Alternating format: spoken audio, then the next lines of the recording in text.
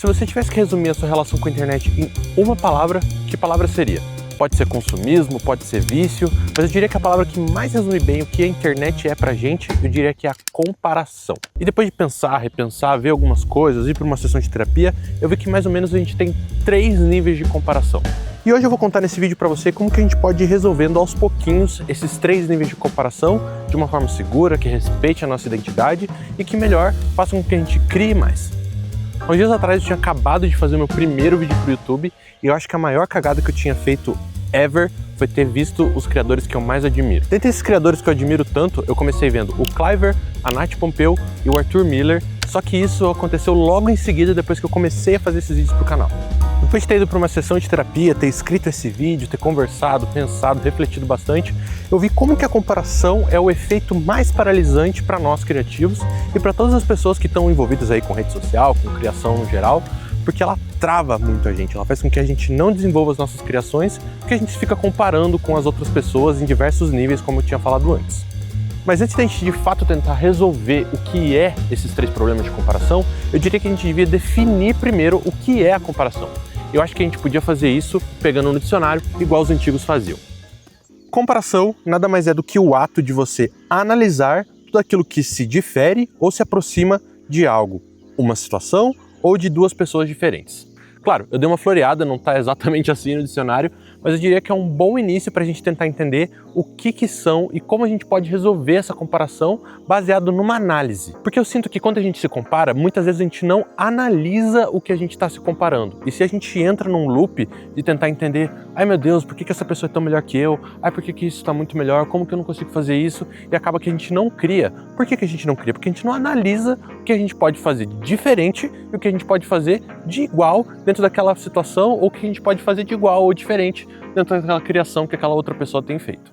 Mas quantos de nós de fato fazemos essa análise? Porque eu sinto que eu coloco nós, porque eu também faço muito isso, porque quanto que de fato a gente analisa uma situação dessa? E muitas vezes eu vejo que a gente fica só observando o que tem de diferente entre nós e a pessoa com quem a gente está se comparando, principalmente aquilo que a gente faz e principalmente aquilo que a gente não faz. A gente olha e fala, putz, eu não tenho aquela câmera, eu não consigo fazer aquele take, ai meu Deus, eu não estou conseguindo fazer aquilo assado, meu roteiro não é tão bom quanto daquela pessoa, e daí a gente vê e se desanima, e a gente não vai pra frente com as nossas criações. Isso que é o pior de todos os cenários, porque a gente não consegue evoluir, porque a gente fica nesse looping de comparação infinita. Aí vem pensamentos de autocrítica muito fortes, como por exemplo, ai meu Deus, eu sou um merda, eu não consigo fazer isso, eu não sou assim, eu não sou assado. E por eu não estar conseguindo fazer isso do jeito que essa outra pessoa tá fazendo com essa facilidade toda, logo eu sou o ruim da história, eu sou a pessoa merda da situação. E agora, depois de todo esse resumo, a gente pode ir lá para o nível 1 da comparação, que é a comparação consigo mesmo na sua versão futura. A comparação com a sua versão futura, eu coloquei no nível 1 porque eu acredito que ela seja a mais simples da gente resolver. Por que ela é a mais simples da gente resolver? Porque ela está sendo uma comparação injusta que a gente faz com a gente mesmo. Por quê? Porque muitas vezes a gente fica querendo chegar numa versão hipotética nossa, de ai meu Deus, só vou conseguir criar quando eu tiver isso, quando eu tiver aquilo, quando eu souber essa técnica, quando eu souber aquela outra. E na verdade não é bem por aí. E eu vou dar um spoiler, na verdade, bem grande para todo mundo aqui, que na verdade essa versão hipotética, ela não existe. Essa versão hipotética, ela nunca vai chegar, porque a gente sempre tem o que melhorar. Eu sinto que se você está numa profissão artística, você deve sofrer um pouquinho mais com esse nível, mas eu com certeza imagino que para qualquer profissão que você está assistindo, se você é nutricionista, se você é educador físico, se você é professor, tenho certeza que você também sofre com essa comparação, mas eu vou sempre usar o exemplo do audiovisual aqui, porque é o que eu posso contar para vocês. Para a gente solucionar esse problema da nossa versão hipotética, que não existe, que só vai ser perfeita quando a gente chegar lá, eu acredito que a gente deva fazer uma coisa bem simples, que é olhar para a gente do passado. Quando a gente compara a nossa versão do passado com a nossa versão atual, de um jeito analítico, que eu estou querendo que a gente faça aqui, eu quero que a gente analise as nossas comparações de por que aquilo é diferente ou por que aquilo é igual, eu quero que a gente entenda uma coisa. Quando a gente se compara com a nossa versão do passado, a gente consegue ver tudo aquilo que a gente evoluiu. Quando a gente tinha ali os nossos 15, 16 anos e as pessoas ficavam perguntando, tá, o que você quer ser quando você crescer? Você ficava confabulando coisas. Você queria entrar numa faculdade, ou você queria ser artista, queria se desenvolver como um ator, uma atriz, ou como um fotógrafo, assim como foi a decisão que eu tomei. A gente, quando a gente está nesses cenários, a gente pensa muito hipoteticamente o que aquela profissão é. Porém, quando a gente começa a se instalar nessas profissões, a gente chega numa realidade que as coisas não evoluem necessariamente de forma tão linear quanto a gente imagina. Muitas coisas evoluem de forma exponencial e muitas coisas são meio assim, né? Meio uma senoide. Tem muitos altos e tem muitos baixos. Mas, se a gente olhar para a versão do passado, se a gente pegar os nossos primeiros trabalhos, as primeiras coisas que a gente fez, e olhar com um olhar crítico mesmo, a gente consegue sim ver toda a nossa evolução. Seja que a gente aprendeu uma técnica nova, tem conseguido aplicar, ou seja, fazer coisas que eram muito mais difíceis e agora a gente consegue fazer de uma forma muito mais rápida, muito mais precisa.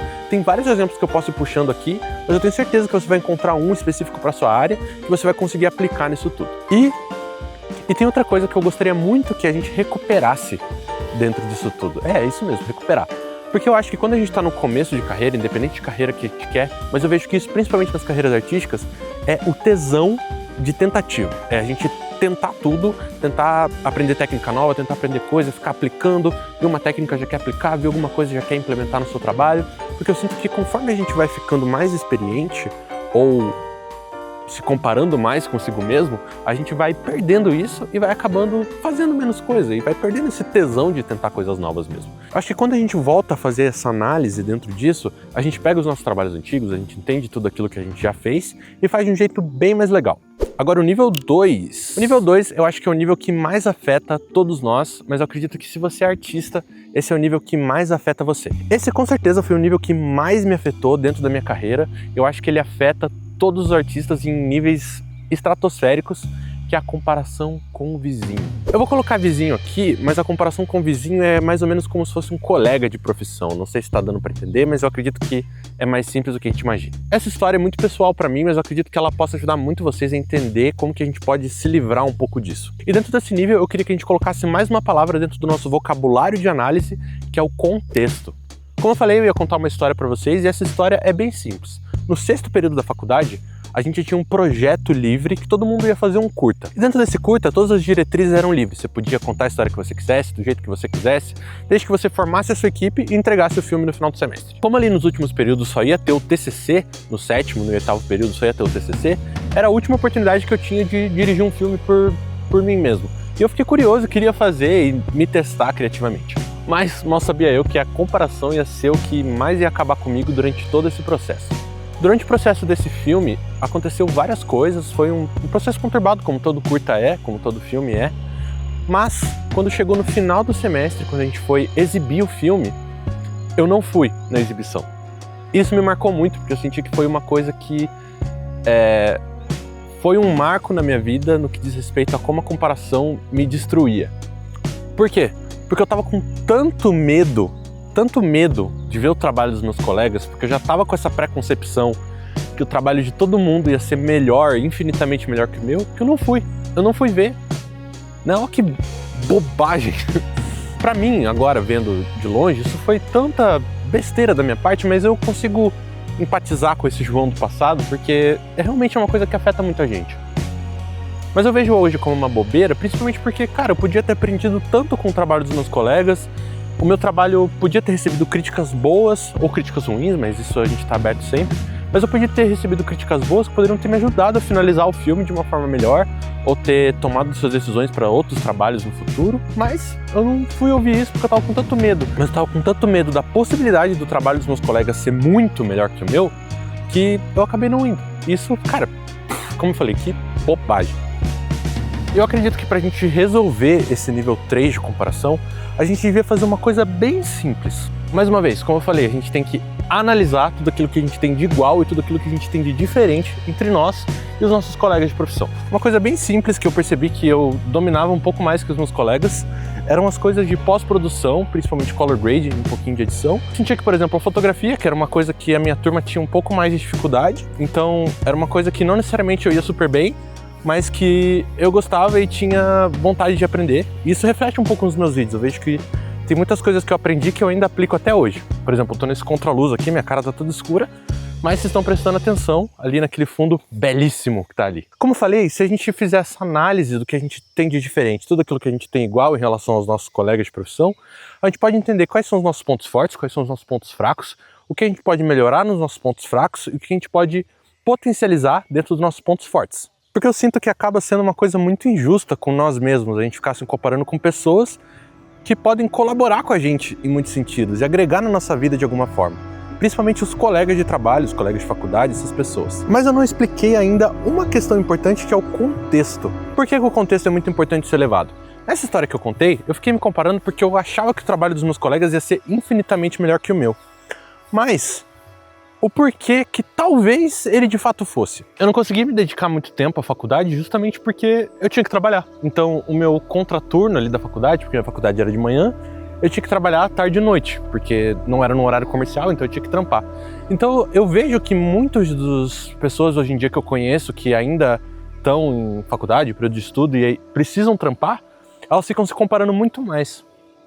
Mas eu acho que se a gente levar o contexto em consideração, isso resolve muitos dos nossos problemas.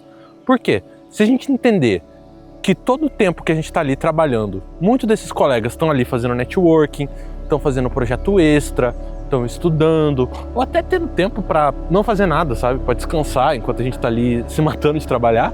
Isso faz com que, sei lá, eles ganhem uma vantagem de certa forma injusta sobre a gente.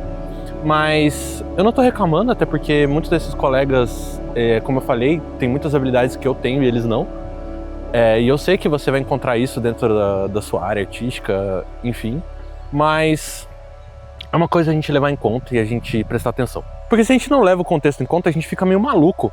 Porque a gente fica pensando, putz, eu não tenho networking dessa pessoa, eu não tenho tanto projeto quanto essa pessoa, olha o meu portfólio como tá menor do que dessa pessoa, olha com que essa pessoa já trabalhou e eu não trabalhei ainda. Então daí você olha e fala, cara, que merda, né? Mas se você levar esse contexto em consideração, eu acho que não necessariamente te ajuda a dar esses passos pra frente, porque você vai ter que se virar muito mais, mas eu acho que pelo menos tira um pouco do peso dessa comparação de cima de você. Para fechar, o nível 3 de comparação, que eu diria que é um dos mais difíceis de não fazer, principalmente nessa área de redes sociais, que é a comparação com o topo da pirâmide. E por que eu destaco o topo da pirâmide? Porque eu sinto que a gente tem muito mais acesso às pessoas, entre aspas, topo de pirâmide do que a gente tinha antes. Então, por exemplo, se você é um filmmaker, você vai ver tipo pessoas como Peter McKinnon ou a Life of Reza, que são pessoas que têm tipo perfis e coisas gigantescas que você vê sempre e que você acaba se comparando muito com essas pessoas no sentido do trabalho mesmo. E aí você olha, você pensa, putz, essa pessoa tem esse equipamento, tem essa estética, isso aqui é tudo maravilhoso e eu tô aqui com o meu celularzinho. Como que eu vou fazer para me igualar a essa pessoa? Isso é muito destrutivo em muitos sentidos, porque você acaba não tendo essa projeção de evolução, você fica só se comparando com esse topo que não chega nunca, que acaba que você não vai se desenvolvendo mesmo. Mas eu diria que, como no primeiro exemplo, o nível 3, ele não tem fim de teto. Eu diria que como no nível 1, que tem aquela coisa, aquela sua versão hipotética que nunca vai chegar, eu queria dizer que aqui no nível 3 a gente passa pela mesma coisa, que é o topo da pirâmide nunca chega, ele não existe de fato. Eu vou dar meio que uma trilha do tempo. Por exemplo, eu, quando eu estava na faculdade de cinema ainda, tinha 2 colegas que eram um pouco mais velhos que eu, já eram de uma outra geração, digamos assim, e que eles já estavam fazendo vários trabalhos em uma área que na época eu queria, e daí eu me inspirava muito nessas 2 pessoas. E eu tenho certeza absoluta que eles se inspiravam em outras 2 pessoas que já estavam estabelecidas na área, que ali na direção de fotografia de Curitiba era Elô Passos e o João Castelo Branco, por exemplo. E eu tenho certeza que eles se inspiravam em grandes figuras ali do cinema, como a Agnes Varda ou o Spike Lee, por exemplo. E o Spike Lee e a Agnes Varda com certeza se inspiravam em grandes mestres do cinema clássico, como o próprio Hitchcock ou como o William Wyler, por exemplo, vários autores grandes ali da era clássica de Hollywood, e que eles se inspiravam, que eles eram mestres que eles aspiravam. E se você for e ler algumas biografias desses mestres antigos de Hollywood, eles também admiravam vários outros grandes mestres da pintura renascentista, grandes escritores, e de novo, conforme você vai olhando para trás, essas pessoas também tinham o topo da pirâmide delas, e que meio que elas sentiam que elas nunca alcançavam, que elas sempre achavam que o trabalho anterior, aquilo que foi feito antes deles, era incrivelmente genial. Então você vê que até essas grandes pessoas, essas grandes artistas, essas grandes mentes da humanidade, elas se comparavam também. Mas eu diria que a receita para esse nível 3, além do contexto e da análise que eu tenho falado durante todo esse vídeo, é a gente tentar acessar essas pessoas. E no que eu digo com acesso, é uma coisa relativamente bem simples mesmo, que é a gente conseguir identificar o que a gente pode acessar dessas pessoas no nível de conhecimento.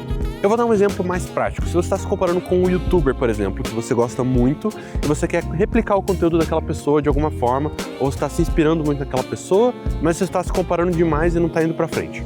O que eu recomendo para você é você ver um podcast ou ouvir um podcast do mais longo que você achar dessa pessoa. Porque eu tenho certeza que você vai, de alguma forma, se relacionando com os primeiros passos daquela pessoa e você vai ter uma chance de ter um acesso a ela, mesmo que não seja algo pago, como uma mentoria ou um curso, por exemplo. Ainda mais se for um produtor gringo ou alguém que dificilmente você vai conseguir ter um acesso por questões monetárias, por exemplo. Ou outro exemplo, se você está se inspirando ou tentando copiar de alguém que é muito antigo, que já faleceu, eu recomendo muito você dar uma olhada em um livro que essa pessoa possa ter publicado. Como eu falei anteriormente, o Hitchcock é um autor que eu gosto muito e que eu me inspiro em várias coisas deles e é um autor que, para mim, talvez seja top 5 diretores mais influentes da história do cinema. E ele tem um livro publicado, é um livro de entrevistas que ele fez com o Truffaut, e é um livro que eu li algumas vezes, porque eu gosto muito de entender qual que era o processo do Hitchcock e entender um pouco mais dessa figura, o que ele já passou, qual que era a dele, entendeu? E para finalizar, eu queria dar uma dica extra, mas eu diria que talvez ela seja a mais essencial nisso tudo, porque para mim foi uma coisa que eu li recentemente que me fez olhar para a comparação de uma forma muito mais saudável. Eu acho que essa lição que eu aprendi foi talvez a mais valiosa no que diz respeito à comparação que eu já tive, que foi não se comparar. Pois é, isso parece contraintuitivo depois de fazer várias dicas e falar várias coisas sobre comparação nesse vídeo, mas eu diria que se a gente ficar tentando achar o nosso diferencial, se a gente ficar tentando o tempo todo achar o que a gente faz de diferente, ou achar o que a gente pode fazer de igual, ou tentar copiar tudo de todo mundo para que a gente se destaque de alguma forma, a gente pode não ir para frente porque a gente está focando na coisa errada no que diz respeito a se comparar. Eu ouvi esse quote, essa frase num stories que o Ricardo Franzen fez uma vez e eu fiquei lendo bastante isso, né? Que ele disse que ele não faz foto e filme, ele é fotógrafo e filmmaker, para outras pessoas. Ele não faz pensando em outros profissionais da mesma área. Ele faz pensando para pessoas reais e como que ele vai impactar essas pessoas. E ele foca, ao invés de ficar se comparando e tentar achar o diferencial dele dentro do mercado de audiovisual e de fotografia, ele tenta seguir a filosofia dele, que é uma filosofia bem livre, de se aventurar, é muito parecido com a filosofia do Casey Neistat, né? Daí eu pensei, cara, o que eu posso fazer para não pensar no meu diferencial? E ir fazendo e meio que descobrindo esse diferencial ao longo do caminho, de alguma forma, e não fazer o que eles chamam de filme para inglês ver, né? Ver filme para as pessoas que já são da área, para tentar agradar muito essas pessoas, tentar agradar uma certa audiência que eu tô tentando ou fazendo uma coisa assim, quando na verdade eu poderia estar fazendo isso para mim, para expressar minha criatividade, para ser uma pessoa mais livre em relação às minhas criações e as coisas que eu tô tentando fazer e expressar minha fala para o mundo também. E pra gente finalizar, eu acredito que se você seguir todos esses 3 passos de comparação, mais essa diquinha extra de você tentar não seguir essa autenticidade e sim ir aderindo isso na sua personalidade aos poucos, né, pensando em como que você vai cada vez mais fazer o seu trabalho de uma forma que você se sinta confortável. De novo, eu não queria trazer aqui uma receita pra gente, era mais uma conversa mesmo, e algumas diquinhas que eu fui encontrando ali ao longo da vida, foram coisas que eu aprendi que me ajudaram muito a diminuir um pouco esse problema da comparação. Claro que eu ainda sofro muito com ele, eu ainda tenho muitas coisas que eu considero problemáticas no meu dia a dia em relação à comparação, até porque a gente é humano, então acho difícil a gente não sair desse problema em algum momento ou outro. E eu queria agradecer muito vocês chegarem aqui até o final desse vídeo. Tem sido um prazerzaço gravar esse canal para vocês. Eu gostaria muito que você também me ajudasse curtindo, compartilhando e principalmente comentando, porque o que eu mais quero aqui nesse canal é que a gente desenvolva esse senso de comunidade, né? Que a gente converse, que a gente interaja e que eu, de certa forma, tente ajudar vocês com essas suas mazelas criativas para que a gente cada vez mais evolua em vários aspectos. Muito obrigado e até o próximo vídeo.